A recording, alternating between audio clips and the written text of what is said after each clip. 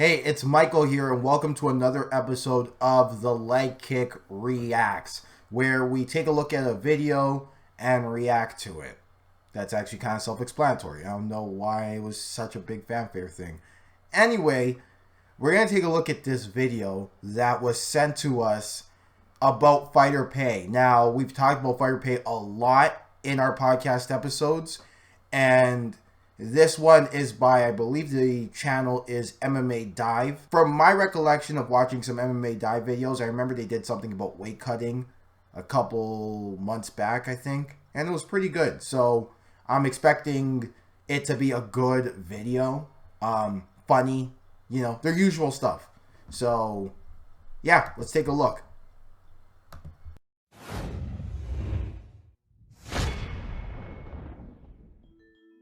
For the past few weeks, fighter pay has become the focus of the MMA world. The likes of Henry Cejudo and Conor McGregor, a current and a former UFC champion, have both announced their retirements from the sport. Although neither explicitly cited money as their reason for retiring, we can speculate that financial disputes likely played a role in their decision-making. Other high-profile fighters have taken to social media to complain about pay. Light heavyweight champion Jon Jones has voiced his displeasure with his compensation and even requested to be released from his UFC contract. Perhaps taking a page from Jones's book, the BMF title holder, Jorge Gamebred Masvidal echoed a similar message in his latest barrage of tweets.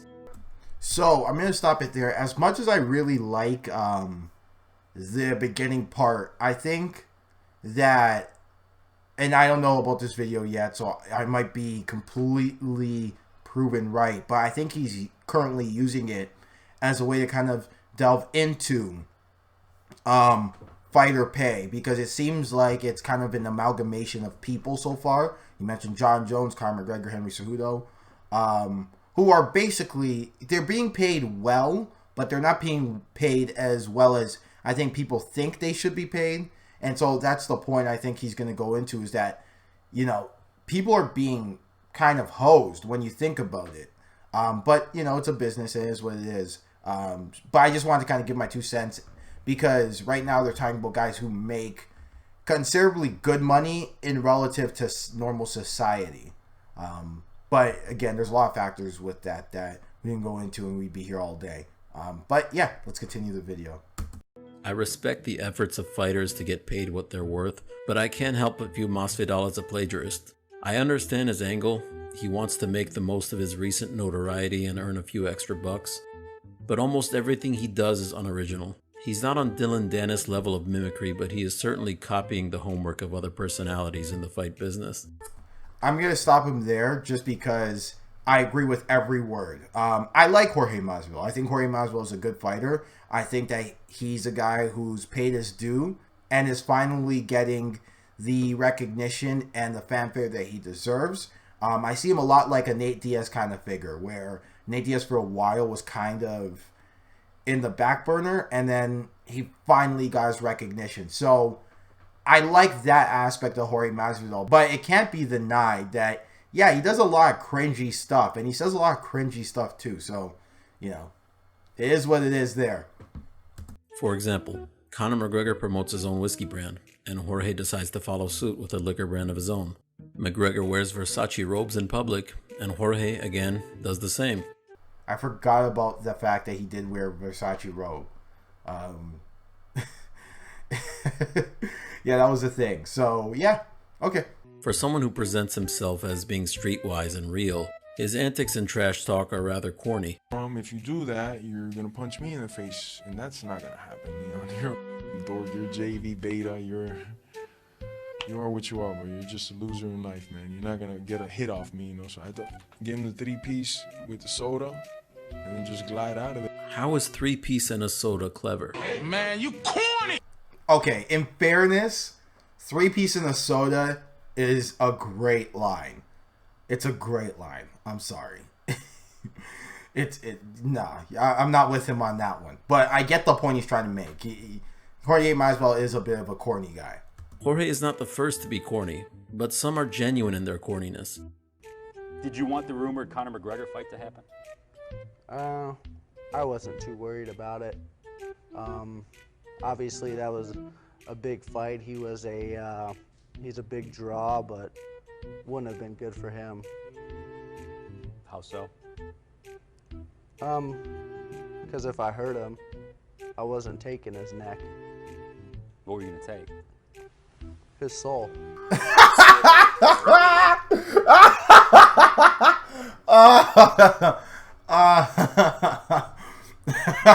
Robbie Lawler. God bless him, man. Woo! My personal view of Masvidal aside, his star power right now is undeniable. Dana White calls him a needle mover, and he's right. His demand for higher pay is warranted, even if he was the B-side against Diaz. But it's really all fighters that need higher pay, not just the big names. In a recent tweet, Street Judas claimed that fighters earn only 18% of the revenue generated, with the UFC of course taking the rest. Several sources validate this claim, including reputable MMA journalist John Nash, and Dana didn't deny this when asked about it. Masvidal, when he spoke to ESPN earlier tonight, he said he laid out a statistic that fighters get paid 18% of the revenue generated by the UFC. Are you able to address that, whether that's accurate and whether that's a number that could change, that he's saying fighters should get more of the revenue that's generated? Being the financial wizard that he is, I'm assuming his numbers are correct. After we factor in USADA's 2% cut, fighters are left with about 16% of the revenue generated by their competing in a blood sport. Compared to the other major sporting leagues in the United States, the UFC's revenue split seems almost criminal. See, and this is a thing that, you know, I made mention of in other shows. I made mention of in the leg kick. Yeah, this is it. It's not a good split. It's not a good split at all. It's 18%, and the USADA comes out of their cut. So when fighters are upset about USADA, understand that they're not upset about the drug testing itself. A lot of times, I think a lot of fighters are for a clean sport.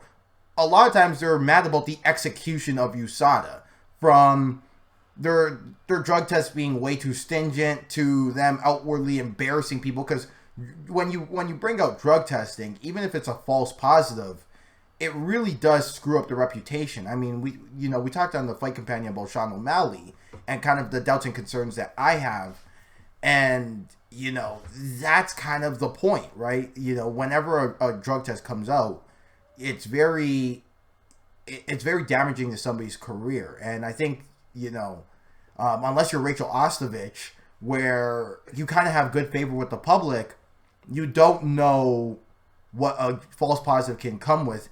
And they take away 2% of the fighter's revenue themselves, right? The UFC didn't even bother taking away the 2% away from their cut. They took the 2% away from the fighter's cut. This is further compounded by the Reebok deal, signed in 2015, which every fighter hates because it prevents them from using their shorts as a billboard for their own sponsors.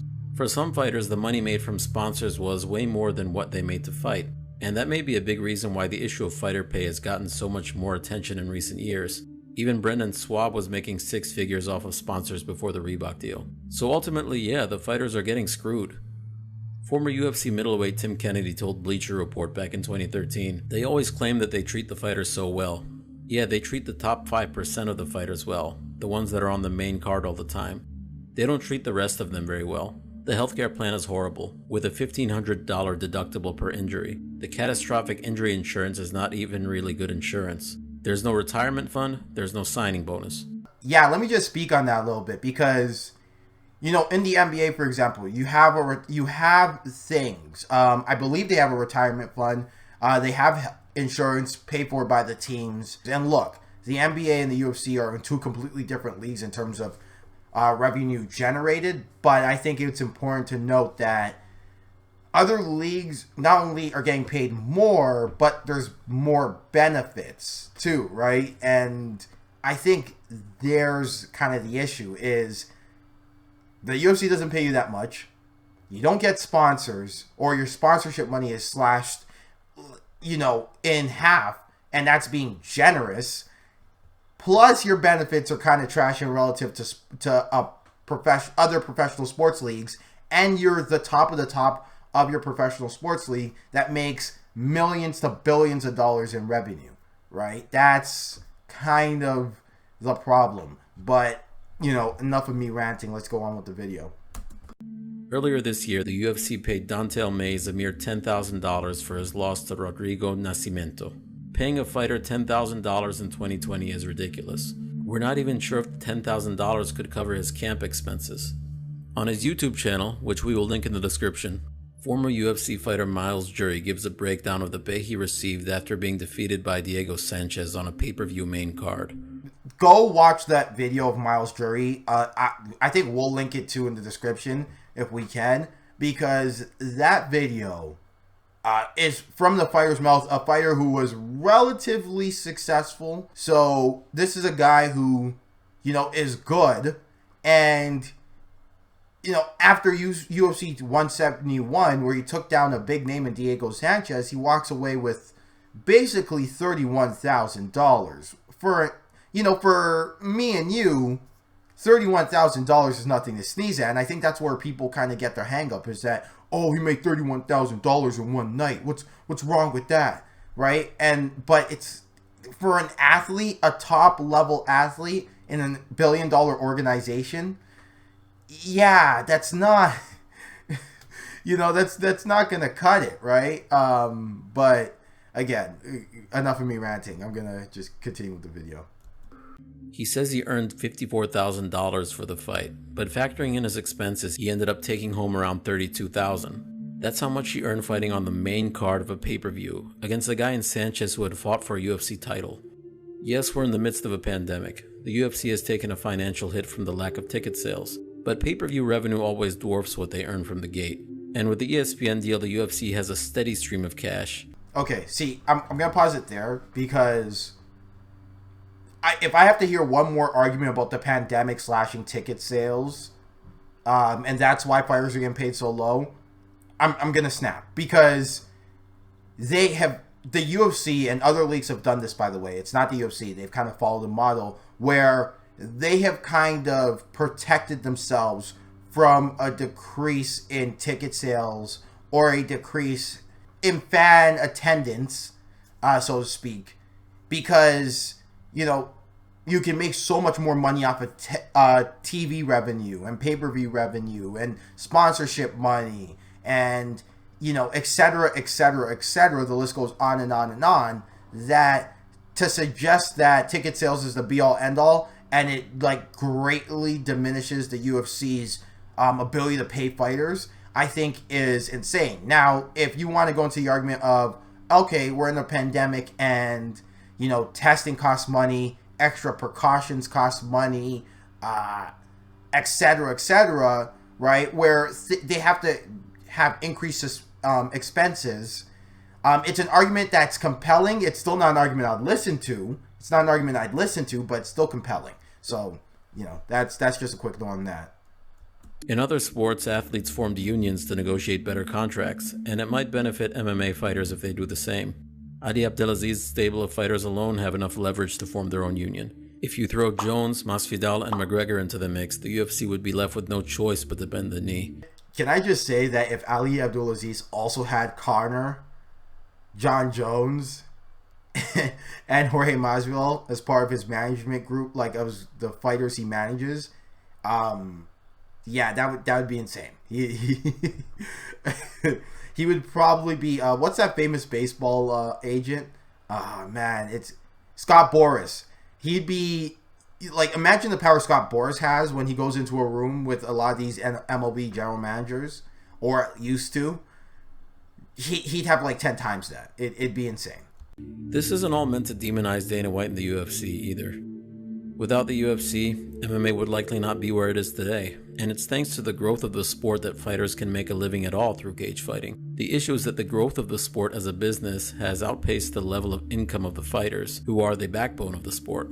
GSP said it best, you don't play MMA. Fighters put their health on a line in a manner not seen in other sports. They're well within their rights to ask for better pay. That last point is very salient. This isn't when we talk about fighter pay, at least from my perspective, I can't speak on the other three boys, but from my perspective, I'm not crushing Dana White. This isn't Dana White is such a terrible, human being and deserves. No, that's not what I'm trying to explain. But what I am trying to explain is And also let's not get twisted. The UFC helps your brand, right? If you make it to the UFC and you have a huge highlight reel knockout, like Uriah Hall is still living off of that spin kick that he had in the Ultimate Fighter 1. Let's not get twisted. The Ultimate Fighter 1, what am I saying? But the Ultimate Fighter season that he had, where he knocked out Adam Sella with a spin kick, right? But the point is that how about we, split the revenue to the fighters, or make it possible for them to profit off of their likeness. Remember, Leg Kick episodes of our podcast on YouTube and in audio podcast platforms such as Spotify, Anchor, SoundCloud, Google Podcasts are on every week, every Monday. And we might have a Fight Companion coming up very soon for the UFC Fight Island events. So yeah, peace.